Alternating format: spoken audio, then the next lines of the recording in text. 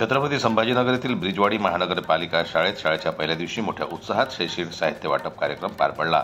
Bharatiya Janata party विधानसभा पूर्वचे सरचिटणीस विशालभाऊ खंडागळे यांच्या वतीने विद्यार्थ्यांना वह्या, पेन, पेन्सिल याचं वाटप करण्यात आलं। या कार्यक्रमाला मंत्री श्री अतुल सावे यांनी उपस्थित राहून विद्यार्थ्यांना प्रेरणादायी मार्गदर्शन केलं। त्यांनी सांगितलं की ब्रिजवाडी महानगरपालिका शाळा लवकरच डिजिटल स्वरूपात विकसित केली जाईल आणि शासनाकडून आवश्यक ती मदत करण्यात येईल।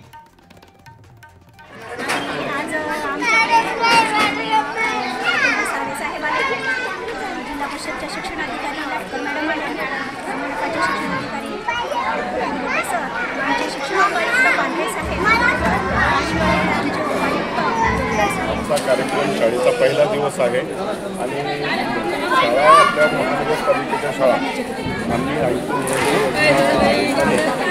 इतक्या सुंदर झालेल्या आहेत, स्टॉल झालेल्या आहेत आणि सर्व भौतिक सुविधा झालेल्या आहेत। फक्त आता विद्यार्थ्यांची गुणवत्ता महत्त्वाची आहे, गुणवत्ताही आहे, पण त्याकडे आपण आता लक्ष देणार आहोत आणि ज्या विद्यार्थ्यांना काय शैक्षणिक साहित्य 36 ब्रिजवाडी येथे शालेय दिनानिमित्ताने आज विद्यार्थ्यांना वह्यांचा संच वाटप करण्याचे कार्यक्रमाचे आयोजन करण्यात आले होते। या कार्यक्रमाला महाराष्ट्र राज्याचे मंत्री नामदार अतुलजी सावे साहेब यांनी प्रामुख्याने उपस्थिती दर्शवली। ह्या वह्या वाटपचा संकल्प परिसरातील सर्व विद्यार्थ्यांना शिक्षणापासून वंचित न राहता त्यांना शैक्षणिक गरजा पूर्ण व्हाव्या हा प्रामाणिक प्रयत्न होता। विद्यार्थ्यांना या वह्याच्या माध्यमातून एक सामाजिक संदेश देण्याचा एक प्रयत्न केलेला आहे। या वहीच्या पाठीमागे आम्ही आपत्कालीन सेवेचे नंबरसुद्धा या वह्यांच्या पाठीमागे दिलेले। साहेबांना याच्या कार्यक्रमामध्ये महानगरपालिकेला 50 लाखाचा निधी देऊन शाळेची नादुरुस्त झालेली इमारत पुन्हा बांधण्याचा आणि डिजिटल शाळा करण्याचा प्रस्ताव ठेवला आहे।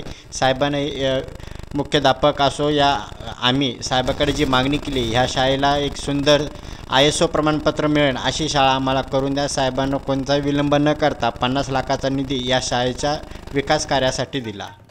यावेळी शहराध्यक्ष किशोर शितोळे, सरचिटणीस शिवाजी दांडगे, जिल्हा सरचिटणीस कल्याण गायकवाड, अध्यक्ष अमेय देशमुख आदी मान्यवर उपस्थित होते। शाळेतील शिक्षक, पालक आणि विद्यार्थी मोठ्या संख्येने सहभागी झाले।